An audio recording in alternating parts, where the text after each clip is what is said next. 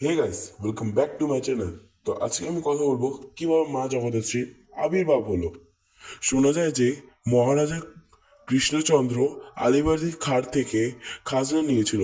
সে খাজনা সঠিক সময় মেটাতে না পারায় তাই তাকে কারাদণ্ড দেওয়া হয়েছিল।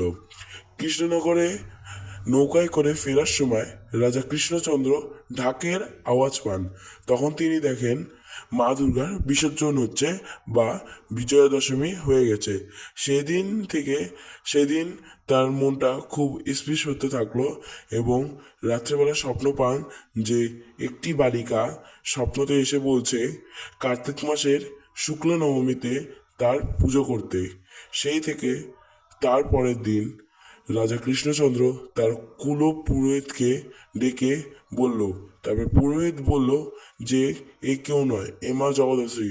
তারপর থেকে শুরু হলো মা জগদ্ধাত্রীর পুজো এবং মা জগদ্ধাত্রীর চার হাতে তীর, ধনুক, বাণ ও চক্র।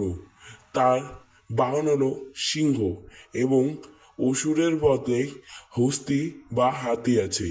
এই থেকে শুরু হলো মা জগদ্ধাত্রীর পুজো। তো আজকের মতন এখানে, বাবাই।